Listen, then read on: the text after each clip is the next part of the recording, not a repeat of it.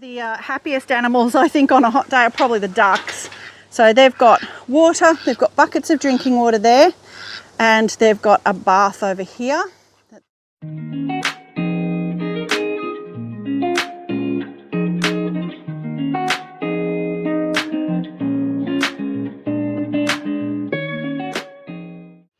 Hi friends, welcome to Sunflower Hill. I'm Tina, I'm a single mum homesteading here in Australia in Victoria. Today, this isn't quite the video I planned to put out this week. It's all good. I've got a really fun one coming up for you, but I thought I'd take advantage of 3 really hot days right on the tail end of summer. It's actually supposed to be autumn, but I guess nature didn't get the memo. And show you how I prepare and how I look after my plants and animals, give you a few little tips and things that you might find handy for looking after your animals and your plants when it's very, very hot. So I'm not going to do that now. I'm going to get my jobs done first. Because one of the tips is get up really early before it gets too hot and get your actual outdoor work done if you possibly can. I've done that today, and so I'm going to take advantage of that. I'm not going to stand here talking to you guys until I've got my work done, because otherwise my body doesn't cope very well with extreme heat. I get heat sickness if I work outside when it's too hot. So I'm going to get the jobs done first. But I wanted to share some tips and tricks and things that I do to keep my animals and plants happy and safe in hot weather. Now by hot weather, I mean today's going to be 40 degrees Celsius here, which is well over 100 Fahrenheit. I think I will put the Fahrenheit temperature on the screen. And the next couple of days are going to be 36 degrees Celsius and 35 degrees Celsius. The rest of Victoria, or a lot of Victoria, seems to have had a lot of rain and, sorry, there's a cat, a lot of rain and cooler weather right through January and a dry February. We have had heat and dry here since all the way through summer, which is why you can see behind me the paddocks are dry as a chip. They're not just, 1 month of warm, dry weather dry. They are mini drought dry at the moment. So it's really important that I look after the creatures and the plants to get them through that sort of weather.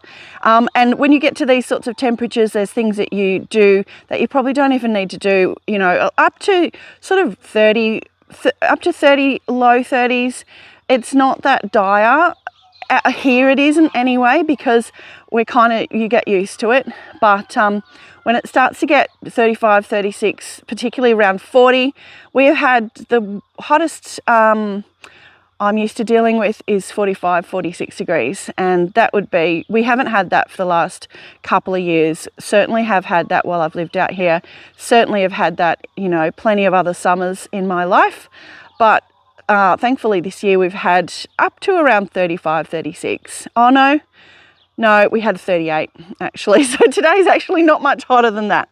But I'm going to get going. I'm going to get these jobs done because 40 is really unpleasant. But thankfully there's no wind today. That's the big difference. We've had 38 and northerly wind, which is why I didn't do any filming those days, because that's really, and that was, if you heard that boop, boop, boop, that was my emergency app. I'll talk more about all that later. The emergency app tells me if there's anything nearby that I need to really worry about. Usually it's not things I need to worry about. I would say that's the extreme heat warning, heat wave warning. And you do expect these temperatures in Australia. So I don't know, I guess it's good to let people know. But yeah, it's not that unexpected. Anyway, I'm going to get these jobs done and I'm going to get back to you and I'm going to walk you around and show you what I've done and what I do for my animals. So I'll give you some things that I think are essential and then some things that you might like to do if you've got maybe, just a few chooks or something. All right, see you soon.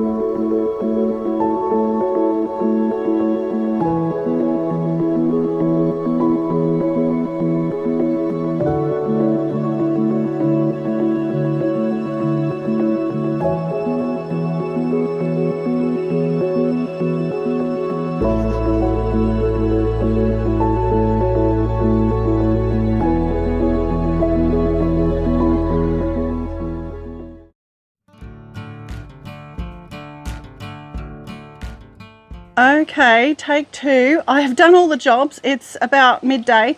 It's really hot now. It's in the mid 30s. And I have already filmed all this, but I didn't turn the microphone on. So there was no sound at all, which would have been kind of confusing to watch. So here we go again. Let's refilm it.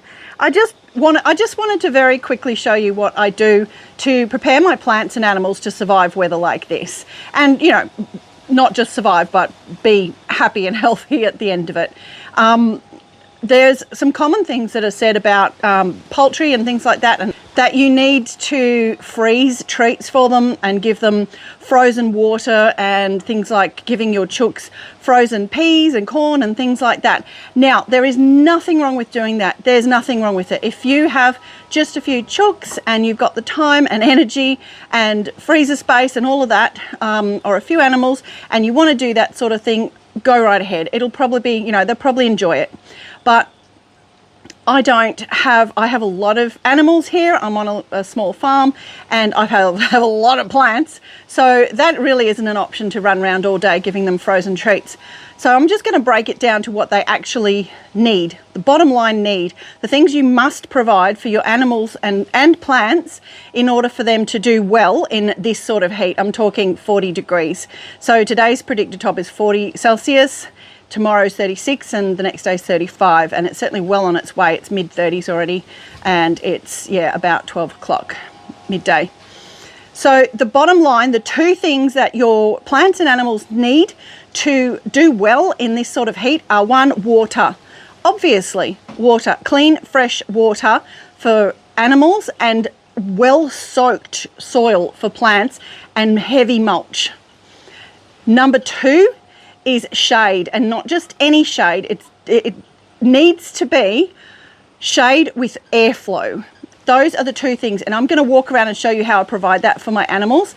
I've prepared for this weather over the last few days by watering and watering and watering, so that everything in the gardens is soaked, like the soil is soaked heavily. I also prepared way before summer by mulching everything, and by mulch I mean you want inches of mulch, whatever kind of mulch you use, particularly if it's straw, because that's very light and airy. So have a few inches, and ideally I use mulch that has already gone through my animal pen, so it's already got manure and it's on its way to breaking down a little bit, or it's you know, it's damp. That makes it heavier and more dense, and it means that it retains moisture much better. And an excellent water retaining mulch is fleece. If you've got sheep or alpaca fleece, if you've got access to that, put it around your trees, put it around more sort of perennial things, and you can put it around your veggies if you like as well, and that retains a lot of water. Let's just go and have a bit of a look around and see some of the things that I've been doing to this particular ways that I meet those needs of shade with airflow and fresh water. I can't look for too long, because the other thing that happened when I was filming, and the reason I discovered that there was no sound, was that the camera overheated. It's really hot out here and it didn't like it. I'm going to film inside the bus, but I'm going to do that last because it will shut down the camera as well. I know I've tried filming in the bus in this heat before, but I'll give you a quick look in there before it decides it doesn't want to do it. Okay, let's go have a look around. First of my animals is the dogs. I have two dogs. I have this girl, Leela, who is a Maremma, and I have been meaning to do an introduction video on her for a while, and I will do that and talk about what I've learned about Maremmas from having her. So she will be coming inside soon. Maremmas certainly can survive the heat outside. They'll find a cool spot as long as they have a very thick double coat, and they need access to soil and shade, she'd be okay, but you know, she doesn't like it. She gets very, very hot. So she's going to come inside with me when I go back inside.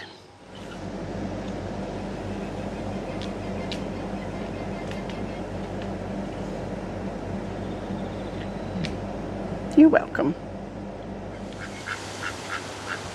Okay, the happiest animals I think on a hot day are probably the ducks, because these trees here, I planted all of these trees. There was nothing here when I moved in. These apple trees have all fruited this year, and I'm going to put the sprinkler on here possibly a little bit later in the day. So they've got water, they've got buckets of drinking water there, and they've got a bath over here that they swim in. Please nobody say that bath isn't perfectly clean, because if you've kept ducks, you will understand that that's not possible. It's pretty good though. So I've got Muscovies here and one Cayuga boy under there, and they get water and they get shade. There's plenty of airflow in here, air movement, they can move around, and they have lots of shade and access to plenty of fresh water. They're fine, they're very happy. It's 38 degrees out here and they're still active and quacking and happy. So they don't need frozen treats to be happy and fine, but they certainly need water and they certainly need shade. Okay, this is the bottom emporium. It's not up the top, but you can see a few weeks ago I hung up, or a month or so ago, I put this extra shade cover over here. Shade cloth is absolutely my friend. I can't grow trees fast enough to provide instant shade for all the animals, but the chickens in here, little chooky guys, are very happy. Again, they've got fresh clean water, plenty of it in buckets. The trick is not to give your animals enough water, but to make sure that they have more than you think they're going to need, like a lot more, so they don't run out. They have plenty of space, they have shade, and they have water. My horses have access to shade. They just have these gum trees down the front. That's the only trees that were really here when I moved in, and they are existing mature trees. So the horses have that. That's old Rhyme. She's 34, aren't you? And she's hot. She's not impressed, but she's seen a lot of hot summers. So you're all right, aren't you? She's just conserving her energy, as the animals do. In this type of heat, they'll just stand in the shade. Both of these horses have a big trough full of water. If you have horses or cattle, it's good to be aware that they can drink up to 100 litres of water in a day. Oh, and there's the koala screaming. You probably can't hear through the microphone, but that's what Sylvia's looking at. They're separated because Sylvia is young and a big guts. She's a cross between a Clydesdale Percheron and standard bred. So she eats whatever is going, and she would eat all of Rhyme's food, and she would get sick and Rhyme would get thin. So there has to be a fence between them, but they're right next to each other and they're standing in the same shade. So happy horses. Horses are herd animals. They like company. They don't like to be on their own. Okay, so both of these horses have a big trough full of water, and that is checked twice a day in this sort of heat. So I filled that this morning, make sure it's nice and clean, flushed it out and filled it up with clean fresh water.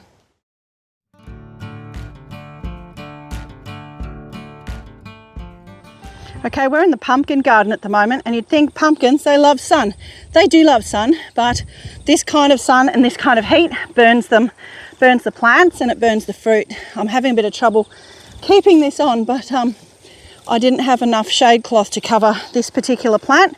If you don't have shade cloth and you're expecting a 40-degree day, just grab some old sheets and whack them over your veggies, particularly things like pumpkins. They really do need it. I have lost a lot of pumpkins because of sunburn. So the sun will scorch and burn the fruit. Over here, I've put up 2 runs of shade cloth. I'm saying this, I'm speaking quickly because the phone's getting hot already. I've hand watered in here. Actually got tomatoes coming in here, which is lovely. And I've put up these two shade cloths, these two strips of shade cloths. Now these are 50% white shade cloth, and I find that's ideal for this sort of use. Australia's a bit different. Australia's heat and Australia's sun, I should say, not heat but sun, is different to any other place I've been, and I have travelled a little bit. It's much more intense, and it burns really quickly. So giving your veggies some shade is actually a really good idea.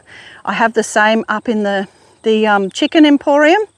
These little pumpkins that are growing here and that are just emerging, they would not survive this sort of temperatures in the direct sun without damage, and then damage leads to rotting.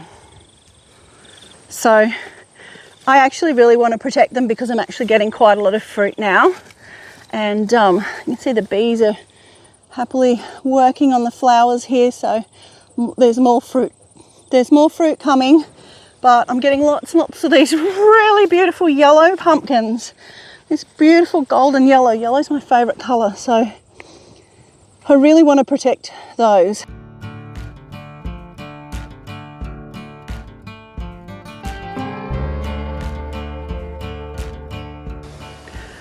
Okay, I'm getting really hot now and the camera keeps overheating. So I'm just going to show you one or two more little things. You can probably hear I'm getting really thirsty and dry.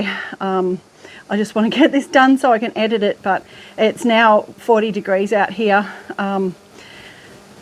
So it's not very, I'm not feeling the best out here. So let's just have a quick look at the last couple of things, and I am going to go inside where it's cooler. I just wanted to show you one thing. The thing I use to protect myself in the heat is this shirt. The real colour is that.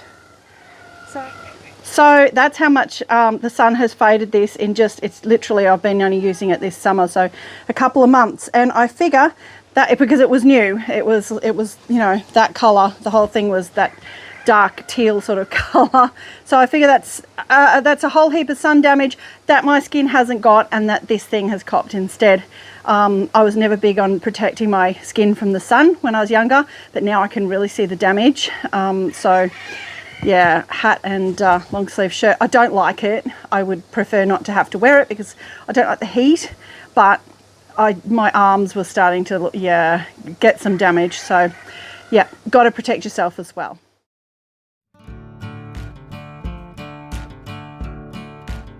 So something that I do to keep my house as cool as possible is have shady plants, shady trees. I've grown all of these, and plums, yay. So these trees have now grown to a point where they actually shade the house really well. This is the west, so it cops a lot of sun in the afternoon. And today I'm also running the sprinkler down there. It's upside down, so it pretty much mostly goes into the soil, but that is creating a cooler layer around the front of my house.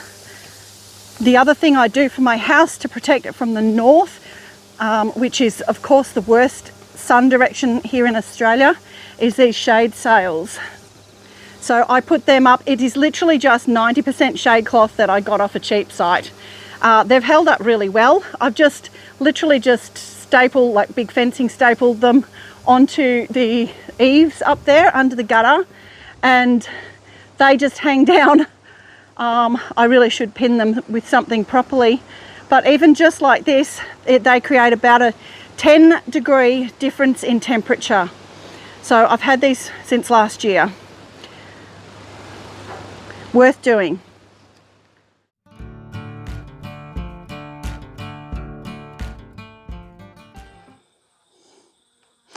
Okay, it's the next day. The heat's not quite as aggressive today.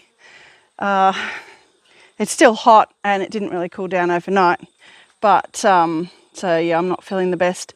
But I just couldn't finish filming yesterday because it was so hot. The problem is with the heat, and especially when it's windy as well, I've watered and watered. The sprinkler for this area is right here, and I've got an extra soaker hose in there as well. So this grapevine gets well watered, but it's just the heat and the wind really knocks them around. And it had one bunch of grapes on it this year. Last year it got really badly knocked around. Same thing, just one 40-degree day or a couple of really hot, 40-degree days, absolutely just belted this poor thing. So there's not a lot I can do about some things. However, if you want to grow grapes in a climate like this, maybe not a bad idea to grow them with a bit of shade, a bit of shelter, like a tree to block off the north. That's the north there. So it's protected, this area, but it's still getting the heat and the north wind. There's nothing actually above it. So maybe worth considering that in terms of protecting your plants from heat. Definitely consider where you situate things.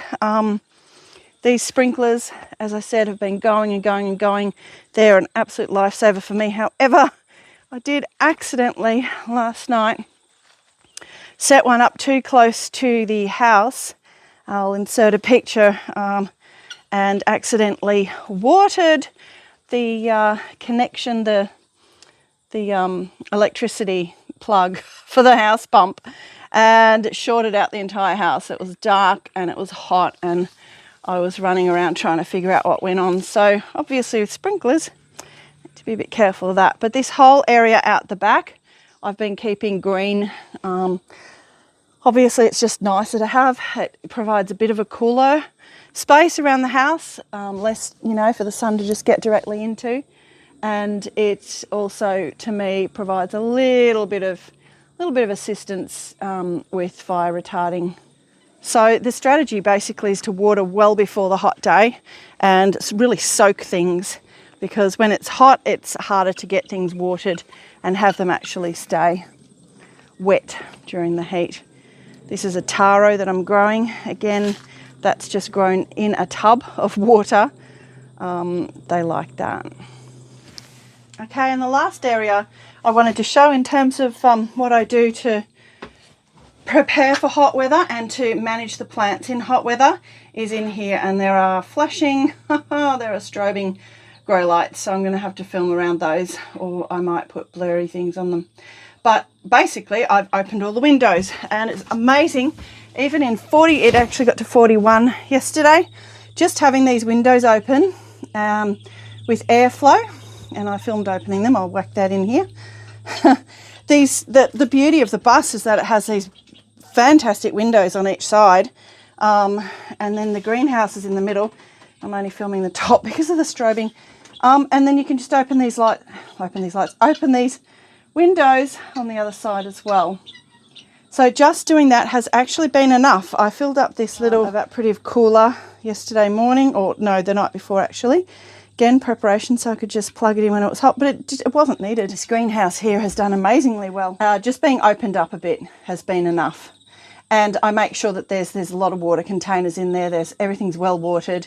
There's water sitting in all these tubs that the plants are in, just a little bit down the bottom. They're all very well watered, and yeah, that seems to be enough. I'm just trying to keep humidity up in here. The food plants I've got in here are doing really well. This is an eggplant. I don't know if it'll actually produce anything. It's late in the season, but that's the beauty of growing things in a greenhouse of some kind, and that's a capsicum. See how they go? All my little trees. That's a lot of lily-pilly trees under there.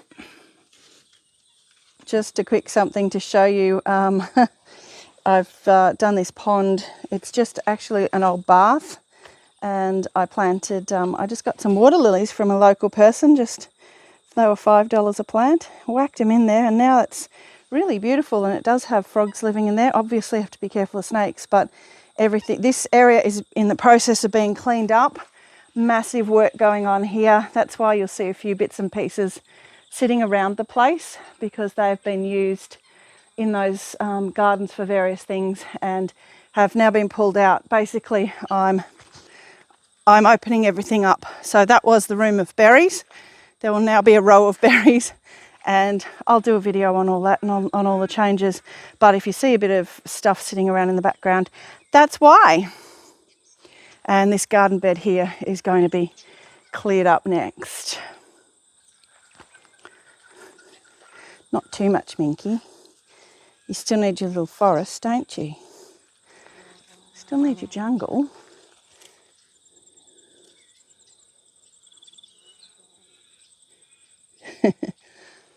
All right, friends, that's about what I've got in me today. I think I probably look as disheveled as I feel. If you're in a hot climate, you'll know what I mean. It does take the, it takes the guts out of you a little bit when it's this hot for this long. I mean, some people love the heat. I'm just not one of them. I'm Danish. I'm from my background is from Denmark, and I like the cold. So this is the coolest part of Australia I can live in, which suits me, but you still get heat in summer, of course. I hope that was just a few little handy hints to help prepare for the heat. Probably if you're used to the heat and if you've been doing this for a while, you've got your own ways of doing things. I just wanted to reassure people that it's actually pretty simple stuff. Shade and water, and shade with airflow. Don't lock your animals in sheds thinking that that's going to be nice and cool for them. If they are in sheds, make sure there's heaps of airflow on a hot day. And freedom of movement is huge for animals as well, to make sure that they are okay in the heat.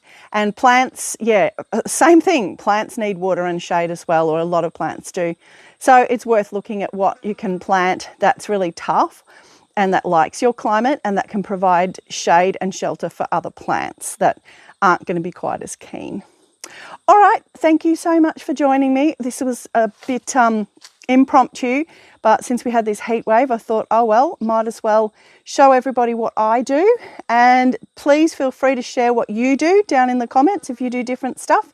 If you've got more ideas, that's fantastic. Then we can all learn from each other. All right, thank you so much for joining me. I really love sharing my stuff with you, even when I'm hot and bothered and really tired, really tired, because the heat really zaps me and I can't sleep in it very well.